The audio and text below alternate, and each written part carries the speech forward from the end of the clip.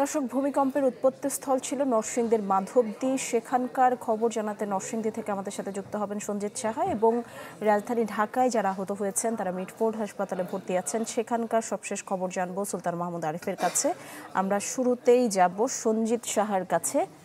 সঞ্জিত, ভূমিকম্পের যে কেন্দ্রস্থল মাধবদী, আমরা জানি এটি একটি বাণিজ্যিক এলাকা, প্রচুর মানুষের সেখানে যাতায়াত। মাধবদীর এই মুহূর্তের পরিস্থিতি কি? শরীফ, স্মরণকালের যে ভয়াবহ ভূমিকম্প, সেই ভূমিকম্প কিন্তু অনুভূত হলেও নরসিংদী জেলাবাসী, এবং ভূমিকম্পে কিন্তু পুরো জেলাটা কেঁপে উঠেছে। এবং মাধবদী এবং আশপাশ অঞ্চল যেটি রয়েছে পলাশ, সেই অঞ্চলটি কিন্তু সবচেয়ে বেশি ক্ষতি হয়েছে। আমি আপনাকে একটু দেখানোর চেষ্টা করব।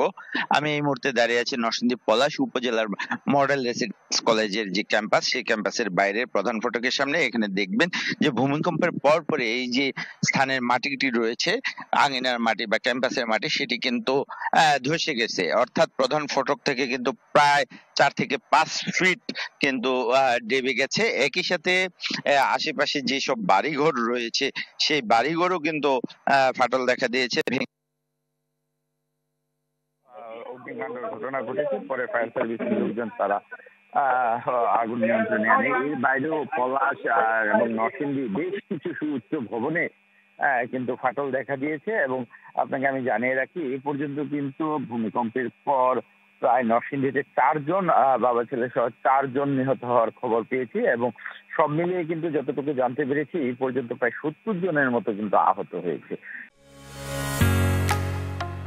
ঢালাইয়ের সেরা প্রিমিয়ার সিমেন্ট। তো এর মধ্যে প্যানিক অ্যাটাকের সংখ্যাটাই বেশি।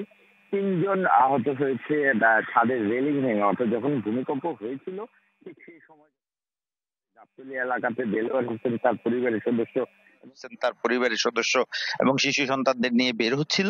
ঠিক ওই সময় ছাদের যে রেলিং ছিল, সেই রেলিং কিন্তু ভেঙে তাদের উপরে পড়ে এবং সেখানে বাবা ছেলে সহ 3 জন গুরুতর আহত হয়। তাদেরকে ঢাকা মেডিকেলে পাঠানোর পর কিন্তু তারা বাবা ছেলে মারা যায়। এই পর্যন্ত সর্বমোট 4 জন নিহত হওয়ার খবর পেয়েছে এবং আহত হওয়ার 70 জনের খবর পেয়েছে। সব মিলিয়ে যদি মোটা তাকে বলতে চাই, নরসিংদী অঞ্চলের মধ্যে সবচেয়ে বেশি ক্ষতিগ্রস্ত হয়েছে পলাশ এলাকাতে। এই ছিল সর্বশেষ অবস্থা। শরীর, ধন্যবাদ সঞ্জিত আপনাকে। এই মুহূর্তে আমরা সুলতান মাহমুদ আরিফের কাছে যাব। আরিফ, মিটফোর্ড হাসপাতালে ঠিক কতজন এখন আহত ভর্তি রয়েছেন, তাদের শারীরিক অবস্থার সবশেষ খবর জানতে চাই।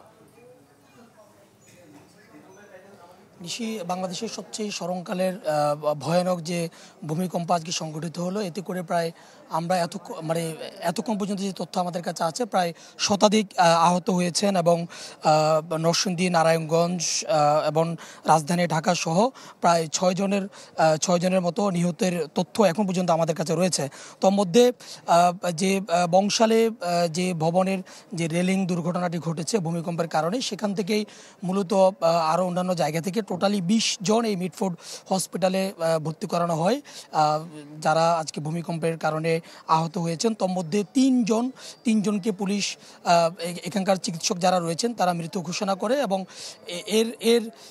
এর বাইরে যে 14 জন প্রাথমিকভাবে চিকিৎসা নিয়ে তারা হসপিটাল ত্যাগ করে। এবং বাকি এখন পর্যন্ত 3 জন এখানে রয়েছেন যারা চিকিৎসা নিচ্ছেন।